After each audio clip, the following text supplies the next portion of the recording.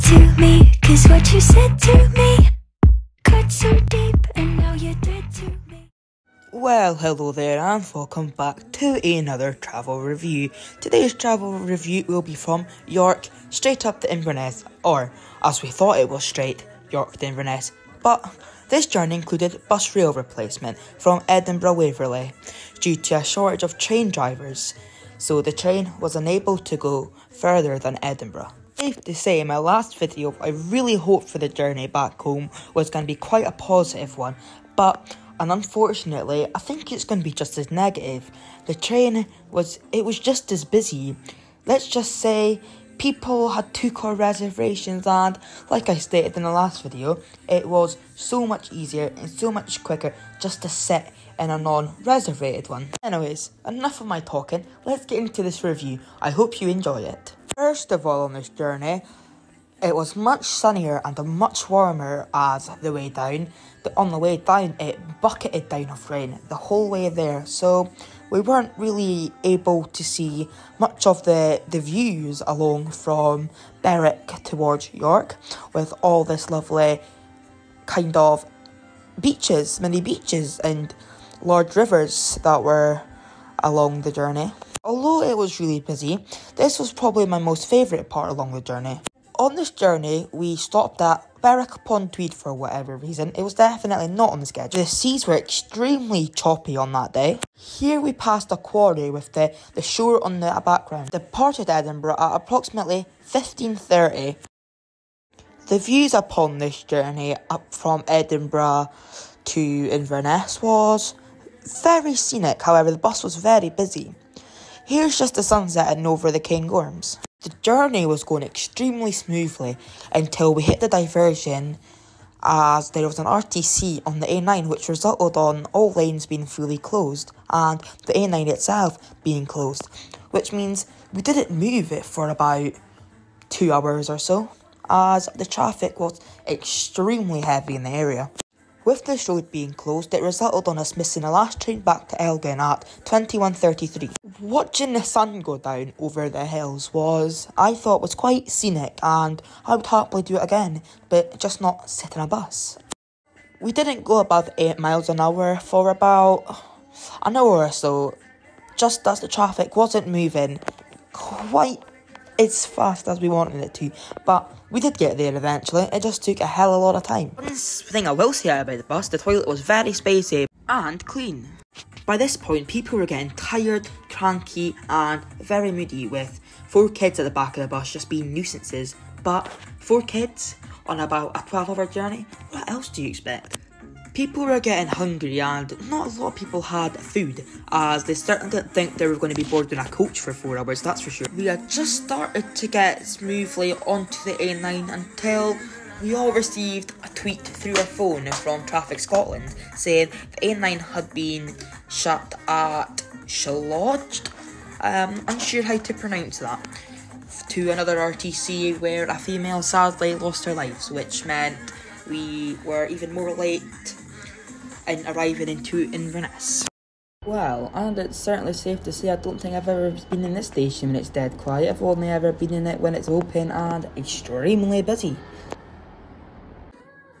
Well, hello everybody, and welcome back to another travel review, as I stated at the start of the video. This is my second travel review. I won't be making a lot of travel reviews, because as I stated in my previous video, I don't do a lot of travelling. Probably the only travel review is if I board a HST. A 158 and a 170. They're my only 3 main trains I will board in my area. It's pretty boring. I don't get any of these Azumas, or these 185s. We just get basic, simple 185s, 170s, and a 43 HST if we are extremely lucky. So, I just thought I'd clarify in my video, or my travel report as I should say. So the train from York to Inverness was meant to be a direct run straight up to Inverness. We thought there was no flooding on the railway, there was no debris, the weather was completely fine.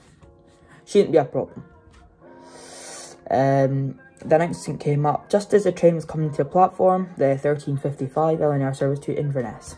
Okay, so we're like, great. On the departure board it said Edinburgh, However, everything else still said Inverness, so we boarded the one that said Edinburgh on the departure board because that was our allocated time to get onto the Azuma. When the train arrived into the platform, it said Inverness. The announcement said, for Inverness. We were just due to arrive in Edinburgh Waverley, approximately 5 to 10 minutes before we arrived in Edinburgh Waverley. The guard did an announcement and basically said that this train wasn't going as far as Inverness and it wasn't going to go any further than Edinburgh Waverley. We had two options: board a bus replacement service, which took us directly up to Inverness with no stops, so straight down the A9, straight up to Inverness, where then we'd board the last train back to Elgin from Inverness at 21:33.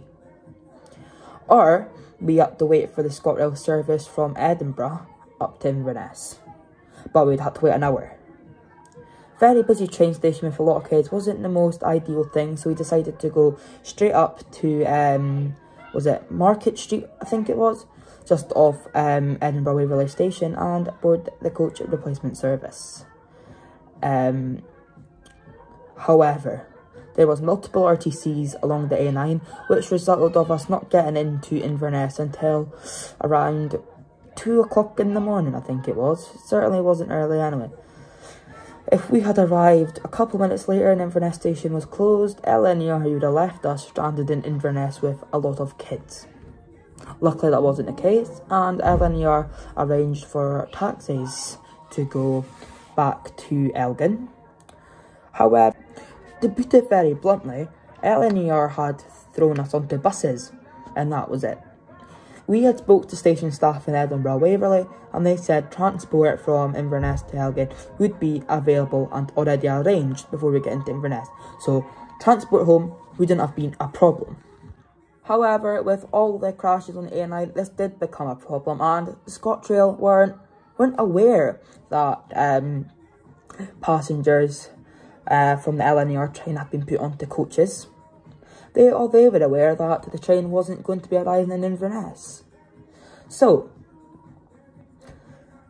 I don't want to ride with LNER again, to be fair. It's put me off. And it showed me how unreliable they are. We were, for a whole family, around £500 for a return advanced single. They offered us back £30 for a full refund, £30.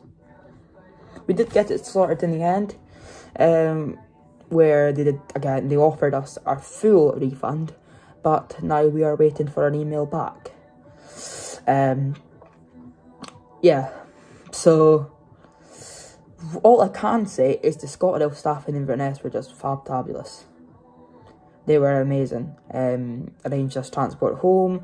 They opened up the toilets. They opened up everything for us in Inverness station. And the station manager, he was due to clock off an hour prior us arriving, stayed an extra 2 hours until he knew we were safe in a taxi on the way home. Which shouldn't have been the case. He should have been home in his bed with his family.